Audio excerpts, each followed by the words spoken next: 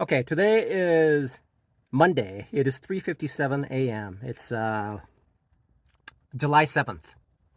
Okay, it's July 7th. And one of the things that is quite interesting is when a trade is made, there is a there is something that needs to be considered, right? It's like, okay, so the question is this: what are you gonna do? What you gonna do?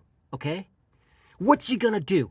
It's like it's like a bank robber, right? He goes in the bank and he's trying to rob a bank, and then he's asking him, "Hey, what you gonna do? What you gonna do?" Right? A bully says that, right?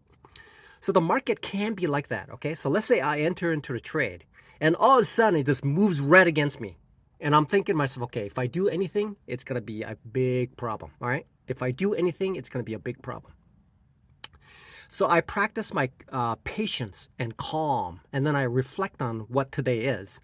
And so, okay, so it went down. So what is the objective of something that's moving down, right? It is to service a macroeconomic news. But when I'm recollecting it, I'm looking back and I'm searching through the data that was out. Okay, so Friday, it was a 4th of July, right? And then there was weekends, which there wasn't anything like FOMC or anything like that. So there wasn't really anything happening. Also, the tariffs, despite the fact that it's being discussed, it has not been fully implemented yet, right? And so I'm thinking to myself, okay, so why did it go down? So I'm specifically talking about the NASDAQ 100. So it dips. And usually what I've noticed about the NASDAQ 100 is that it dips prior to the market open to move, have some movement that causes certain things. I'm not sure what's causing it, but certain things will cause it to move, okay?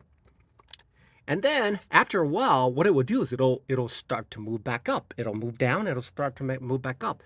The difference between a real move and a temporary move is, was there a significant amount of some catalyst that occurred to essentially fit the statement about, so when something moves really a lot, it doesn't return, right? In certain cases, like the forex pairs.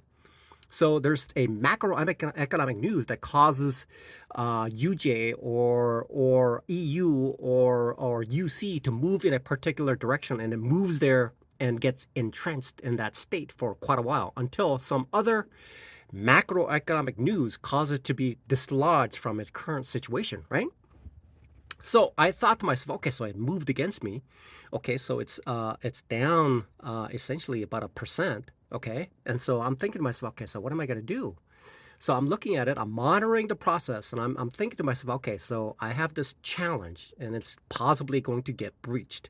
Okay, and so the loss I'm thinking in my mind is, okay, it's going to be probably about 3%. Okay, it's going to be roughly about 3%, and it's going to be over with, and my challenge will be over with, right? That's what I thought. Then in the back of my mind, I'm thinking, okay, so the trade that I made was essentially to trade off of support, but the support was broken, and it went into the second level or third level of support. And that support is based on a movement that was caused by the absence of macroeconomic news of any sort.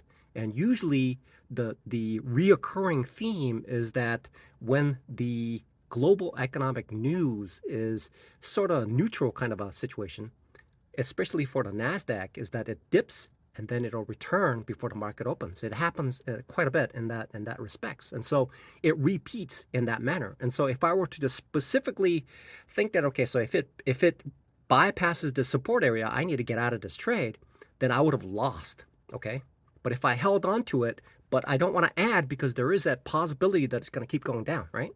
And so what are you gonna do? Okay, when you're in that situation, okay, let's say you have $1 billion in one side, and then you have a puzzle you have to solve, right? And somebody's asking you, what are you gonna do? What are you gonna do? Right? All right. So you just stay calm. Okay, just stay calm.